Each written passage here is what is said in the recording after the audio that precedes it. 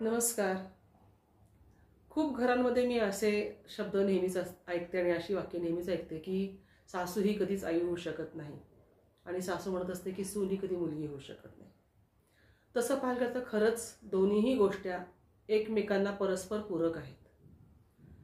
सासू आई होऊ शकते आणि मुलगीची जागा सून घेऊ शकते. पण मात्र या दोन्ही गोष्टींसाठी या दोघीही जबाबदार असतात. सून जेव्हा आपल्या घरी पाऊल टाकते त्यावेळेला प्रत्येक सासूने जर का हा विचार केला की ह्याच जागेवर कधीतरी मीही होते, त्यामुळे आज हिच्या ज्या काही भावना आहेत ह्या मलाही माहिती आहेत, असा जर तिने विचार केला तर ती सुनेची बाजू सहजपणे समजू शकते आणि मग तिला ह्या गोष्टी जड जाणार नाहीत की खरंच सूनसुद्धा आपल्याला आपल्या मुलीसारखीच आहे. तिने जर काळजी घेतली सुनेची मुलीसारखी तर मुलगी बनून सूनसुद्धा राहायला नाही म्हणणार नाही. अनेक घरांमध्ये असं पाहायला दृश्य मिळतं की जसं काही सून लग्न करून आली म्हणजे ती आपली प्रतिस्पर्धीच झाली असं म्हणून त्या सासू अगदी पदर खोचून तयार असतात आणि त्या सुनेला जेवढा म्हणून त्रास देता येईल तेवढा त्रास द्यायचा त्या प्रयत्न करतात, जेवढं म्हणून शिस्तीत ठेवता येईल तेवढा शिस्तीत ठेवण्याचा प्रयत्न करतात. अर्थातच कधी कधी ह्याच्या उलटही असतं. सुनाई अशा काही आविर्भावात येतात, कदाचित त्यांना माहेराहूनच बाळकडू पाजून पाठवलेलं असतं की तू जरा सासूशी जरा फटकूनच वाग, तू जरा सासूला ताब्यातच ठेव, सासूने तुला घाबरलंच पाहिजे, अशा प्रकारची वक्तव्य तिला कानामध्ये तिच्या सोडलेली असतात. त्याच्यामुळे ती साधारणपणे तशीच वागायला सुरुवात करते.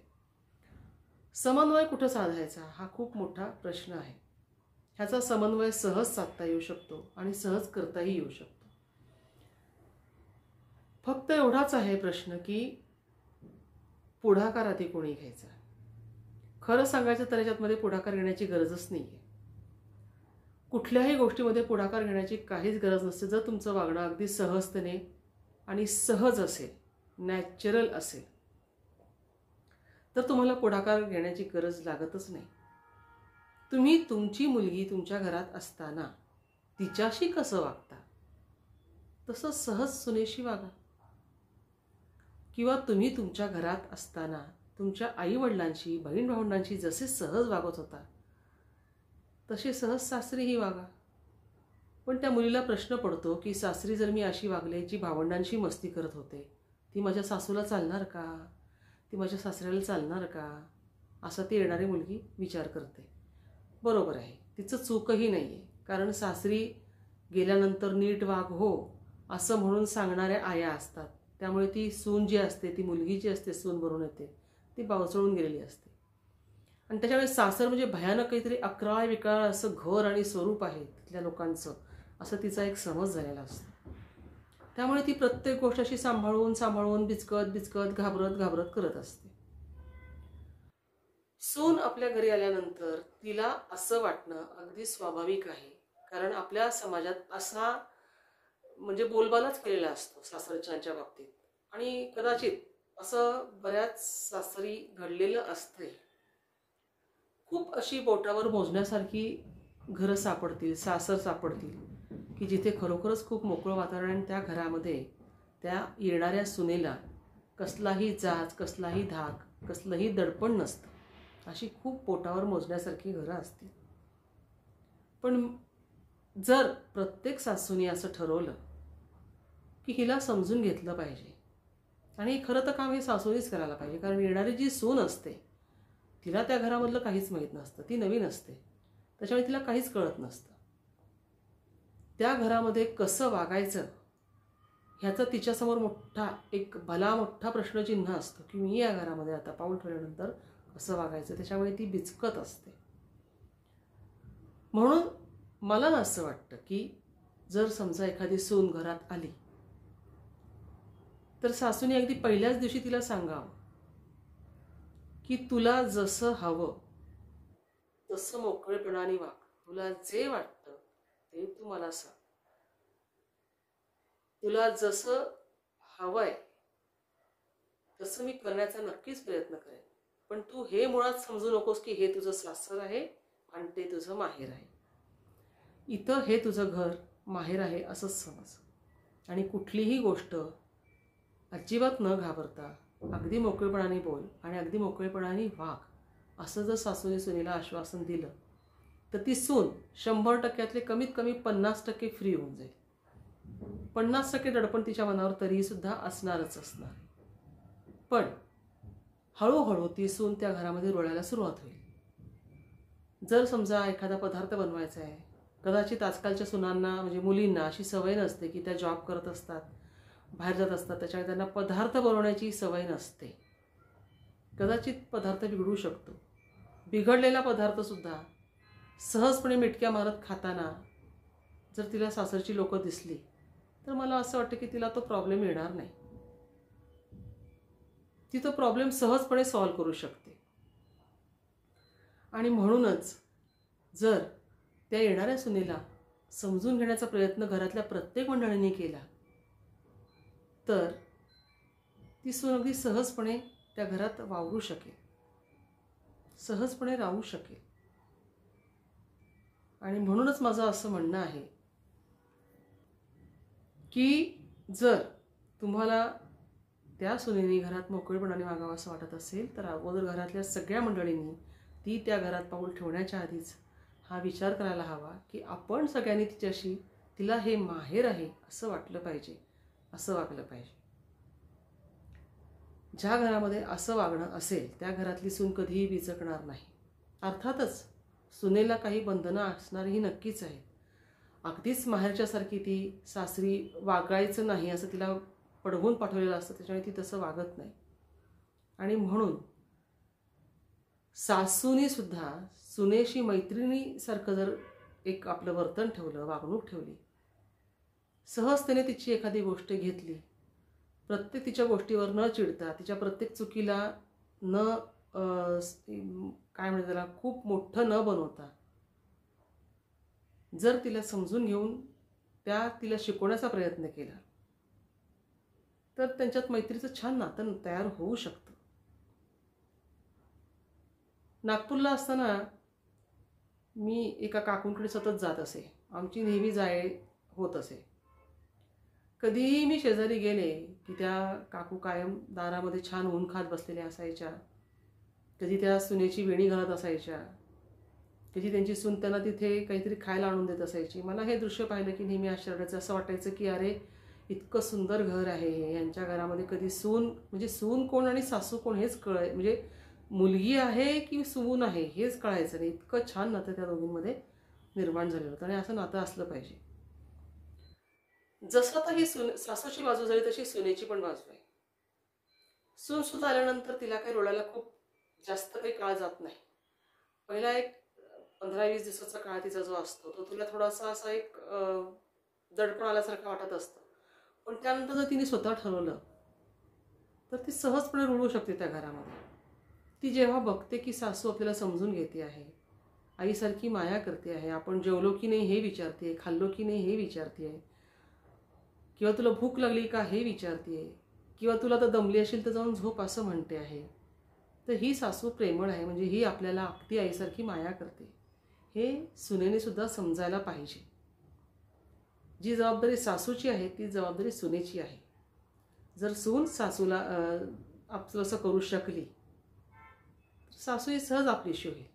पण जर सून सासूशी फटकून वागायला लागली आणि तिला जर असंच वाटलं की नाही नाही आता मी या घरात आले म्हणजे सगळा माझाच इथे वावर असणार आहे आणि मीच या घरातली माझंच वर्चस्व इथे चालणार आहे, हा किचन आता पूर्ण माझा आहे, ह्या किचनमध्ये फक्त माझाच वावर राहील, मी जे बनवेन तेच खाल्लं जाईल किंवा मी जे करेल तेच खाल्लं जाईल, पहिल्यापासून जर तिने घरामध्ये असा जर वचक ठेवला अर्थातच सासूला सुद्धा राग यायला सुरुवात आहे. आणि म्हणूनच दोघींचा समन्वय हा साधला गेला पाहिजे.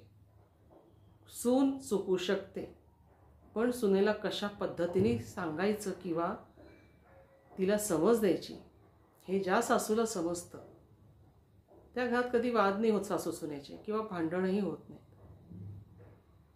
आणि हेच नेमकं मला त्या शेजारच्या काकूंच्या घरात पाहायला मिळालं. मी अनेकदा त्यांच्या घरी जात असे येत असे त्याही माझ्याकडे कधीतरी येत असत, पण कधीही त्यांनी एकमेकींबद्दल माझ्याकडे कुठलीही कुजबूज केली नाही, कुरबूर केली नाही, तक्रार केली नाही. आणि याचं सगळ्यात सुंदर कारण हे होतं की त्या दोघीही एकमेकांना समजून घेत होत्या आणि म्हणूनच हे घडलं. मध्ये मी एकदा एक कहाणी पाहिली होती एका, म्हणजे मला असं वाटतं की मी टी व्हीवरती पाहिली असेल किंवा कुठंतरी पाहिली असेल, आता आठवत नाही. त्याच्यामध्ये असं होतं की मुलगी सासरून माहेरी येते आणि ती जी सासू म्हणजे त्या मुलीची आई जी असते ती त्या सुनेसाठी म्हणजे त्या मुलीच्या बहिणीसाठी काहीतरी छान खायला बनवत असते. तर मुलगी लगेच म्हणते की तू काय बनवतेस खायला, माझ्यासाठी बनवतेस का? आई म्हणते की नाही, मी हे आज रीमासाठी बनवत आहे. मुलीला जरा राग येतो. ती म्हणते की तू कशाला बनवतेस तिच्यासाठी, खरं तर तिने तुझ्यासाठी सगळं करायला पाहिजे. सासू म्हणते का, तिने माझ्यासाठी का करायला पाहिजे? कारण मी तिची सासू आहे म्हणून मी नाही करू शकत तिच्यासाठी, कारण ती माझी सून आहे म्हणून? असं नाही करता येत. मग थोड्या वेळाने ती सासू म्हणजे त्या मुलीची आई एक छानसं सोन्याचं लॉकेट तिला दाखवते, म्हणजे मुलीला दाखवते आणि म्हणते की, मुलीला सांगते की हे बघ किती सुंदर लॉकेट आहे, तुला आवडलं का? तर मुलगी म्हणते लगेच की हो खूपच सुंदर आहे, माझ्यासाठी आणलंस का? त्या मुलीला प्रत्येक गोष्ट माहेरची अगदी आपली आहे, हक्काची असं वाटत असतं. ती म्हणते की माझ्यासाठी आणलंयस का? आई म्हणते की नाही, तुझ्यासाठी नाही आणलं, रीमासाठी आणलं.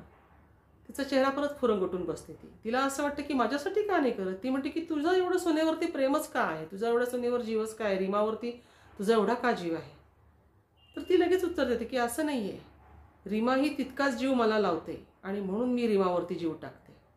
ज्यावेळेला माझा वाढदिवस असतो त्यावेळेला रीमा शेजारपाजारच्यांना बोलवते, माझ्या भाचवंडांना बोलवते, माझ्या नातलगांना बोलवते, सगळ्यांना एकत्र बोलवून खूप छान स्वयंपाक करते, खूप छान डिश बनवते आणि मला खूप सुंदर बक्षीस देते, गिफ्ट देते. आणि हे सगळं ती माझ्यासाठी करते म्हणून मलाही तिच्यासाठी करावं असं वाटतं. बघा हा म्हणजे आता किती सुंदर नातं आहे बघा. म्हणजे सूनही करते म्हणून त्या सासूला बरं वाटतं आणि त्या सासूलाही असं वाटतं की आपणही करावं. म्हणून म्हणलं ना सुरुवातीलाच की परस्पर पूरक असलेली गोष्ट आहे. कुठल्याही सासूने असं म्हणू नये की सून कधी मुलगी होऊ शकत नाही आणि कुठल्याही सुनेने हे म्हणू नये की सून कधी आई होऊ शकत नाही. सहज होऊ शकतात दोघी जणी, आई आणि मुलगी. त्याच्यामुळे हे नातं इतकं सुंदर आहे ना, तुम्ही जपलं तर फुलासारखं ते फुलेल आणि तुम्ही जर त्याला ओरबाडलं तर ते काटेरी कुंपणासारखं होईल. म्हणूनच हे नातं फुलवायचं कसं, त्याला जपायचं कसं, त्याला वाढवायचं कसं, हे प्रत्येक सासूच्या जसं हातात आहे तसंच प्रत्येक सुनेच्या हातात आहे. हे दोघींच्या हातात आहे.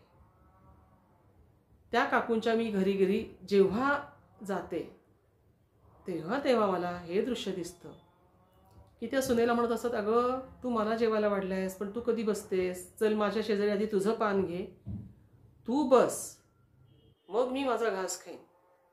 एवढी गोष्ट कुठलीही सासू सुनेला म्हणणारी भेटते का?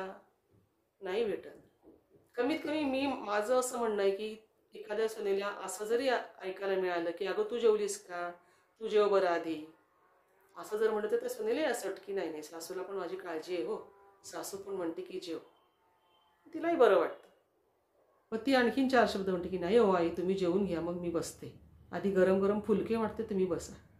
खरं सांगू का, अशी सून मिळायला सुद्धा खूप भाग्य लागतं की जी गरम गरम करून वाढते. त्या सासूचंही भाग्य आणि जी सासू ज्या सुनेला इतकं छान छान करून सगळं तिच्यासाठी प्रेमाने करते, ओलावा ठेवते, जिव्हाळा ठेवते, प्रेमाने म्हणते की तू पण जेव, ती सूनही भाग्यवान. म्हणूनच ज्या घरांमध्ये सासू सुना आहेत, नाही चुकलंच थोडंसं, आई मुलगी आहे, त्या घरामध्ये कधीही सासू येणार नाही, अवतरणार नाही आणि कधीही सूनही अवतरणार नाही. म्हणून सुरुवातीपासून सासूने आधी सुनेला जपून घ्यायचं, जपायचं. गोष्टी चुकणार, रागवायची वेळ येणार, रागवायचं, पण ती रागवण्याची पद्धत वेगळी असली पाहिजे. सांगण्याची पद्धत वेगळी असली पाहिजे, समजावण्याची पद्धत वेगळी असली पाहिजे. कुणालाही ती बोचणारी असली नाही पाहिजे. जर अशा पद्धतीने आपण तिला समजावून सांगितलं तर दुसऱ्या वेळेला ती नक्की हा विचार करते की नाही, आपल्याशी आपल्या सासूबाई खूप चांगल्या पद्धतीने समजावून सांगतात आणि चांगल्या पद्धतीने वागतात. म्हणून तिची सुद्धा कधीच सासूचा अवमान करण्याची, अपमान करण्याची हिंमत होत नाही आणि इच्छाही होत नाही. कारण जिथे प्रेम असतं ना, तिथे सगळी शस्त्र गळून पडतात. असं म्हणतात ना की युद्धामध्ये आणि प्रेमामध्ये सगळं काही माफ असतं. तसं आहे. एखादं युद्धसुद्धा प्रेमाने जिंकता येतं. आणि सुरुवातीला तर हे सासू सुनेचं थोडंसं युद्ध असतं, ते प्रेमाने जिंकावं लागतं. म्हणजे असं बोलबाला झालेला आहे हा एक, की सासू आणि सून म्हणजे बापरे, काहीतरी भयंकर मोठं विचित्र नातं आहे असं वाटतं. असं अजिबात नाही आहे. खूप सुंदर नातं आहे. खूप सुंदर नातं आहे. ज्या घरामध्ये प्रेमळ सासू असेल, ज्या घरामध्ये विचारी सासू असेल, ज्या घरामध्ये समजून घेणारी सासू असेल, ज्या घरामध्ये राग आला तरी तो नियंत्रण ठेवून माफक प्रमाणात राग व्यक्त करत असेल, अशी सासू असेल, त्या घरामध्ये सूनही तशीच होते. आणि म्हणून अशा घरामधली सून कधीच असं म्हणणार नाही की सासू कधी आई बनू शकत नाही. आणि सासू हे कधीच म्हणणार नाही की सून मुलगी कधीच बनू शकणार नाही. तर मी आता इथेच थांबते. प्रत्येक घरामध्ये असं वातावरण निर्माण होईल अशी अपेक्षा करते. धन्यवाद.